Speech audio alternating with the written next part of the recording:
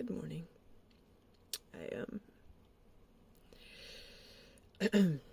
My congestion is sort of settled in my chest. I cough up a lot sometimes. It's not a bad cold. Excuse me, sorry. I'm exhausted.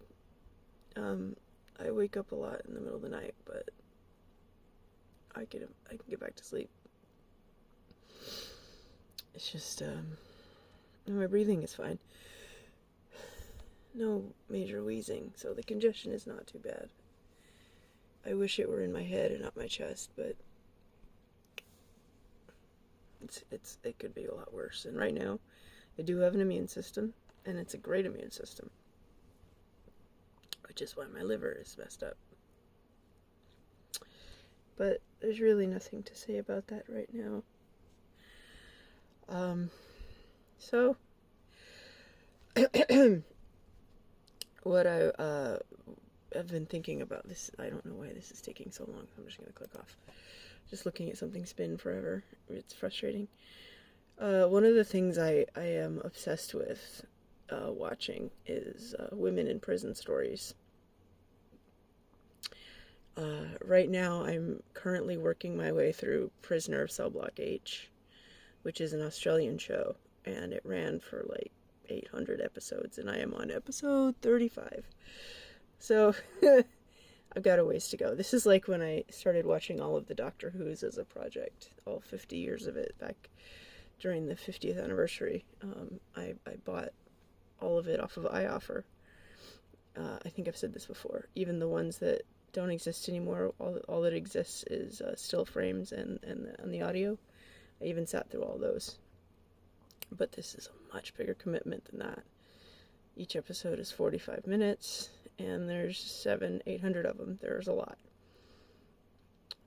But Prisoner of Cell Block H is like the template for any women in prison things that came after it. And in fact, Wentworth, which was a Netflix show that was popular a while ago, is a remake of Prisoner.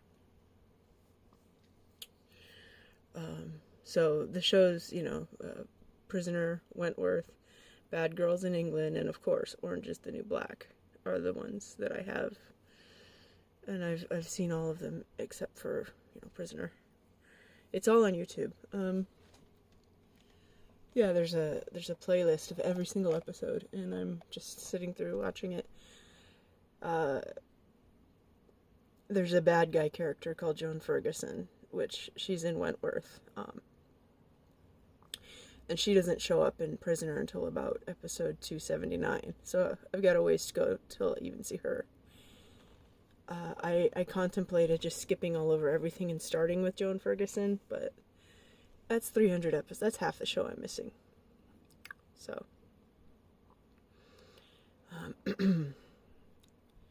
I don't know what it is about women in prison shows. I don't particularly like violence. I don't like men in prison shows. Those tend to be really violent.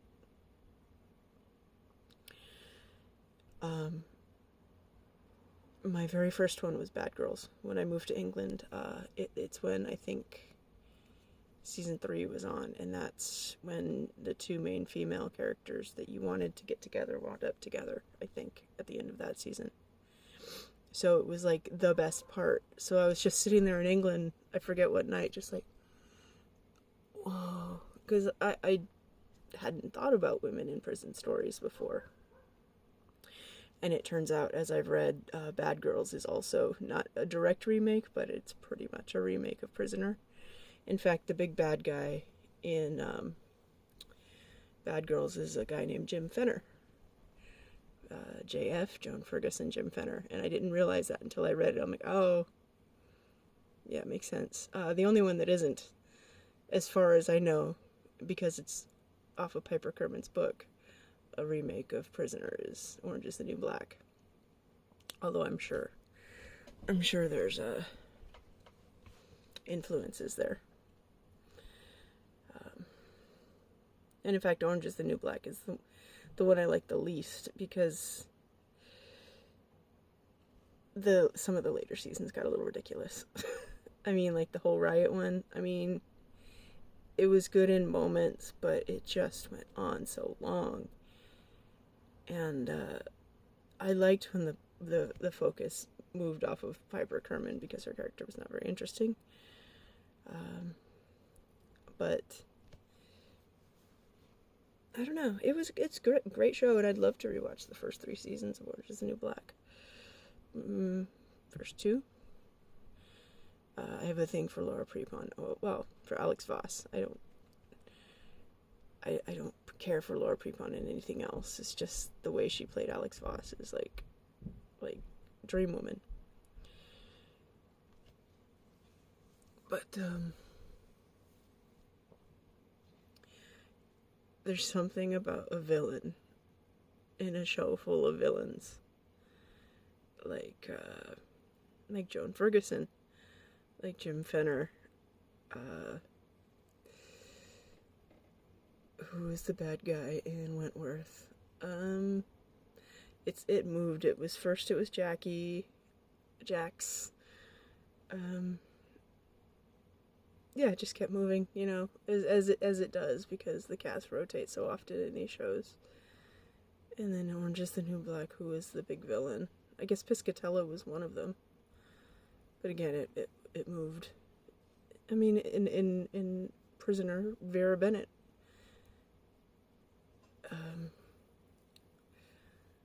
was an antagonist, but in Wentworth she was a protagonist. Anyway, I've never been to prison. I hope never to do anything to get me in prison. But I'm fascinated with how it works, because we don't hear about women in prison as much as we do about men because of the violence, and because we tend to take men's issues more seriously, unfortunately. That is changing, but slowly, ever so slowly in culture. But what I find more compelling about women in prison is that though there is violence, and they do solve things with violence, that's not necessarily the only way that things get solved. There's people doing things clandestinely. I don't know. It's a whole different feeling from men in prison. Men in prison just feels like eventually there's going to be some violence, like somebody's going to, and sure, in women in prison stories too, a lot of suicide. There is rape. I think especially in Wentworth there was some pretty horrible rape scenes. But that I think is a relatively modern development. I don't think they would show it in the old shows. They would allude to it. But I need to find some books. I read Orange Is the New Black. I read the person who influenced Alice Voss's book, Clary. They weren't that great. I need to find good books on women in prison's experiences. Maybe women of color more so than like a Piper Kerman. Because, their experiences are different. I'm curious about the phenomenon of having their children in prison. Is that something you can do in real life? Is it something you can do in other countries?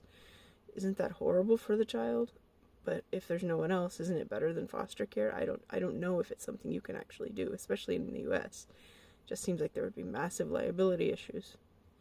But it seems to happen fairly frequently in the shows. Anyway, just wanted to talk about something else that wasn't health related. So,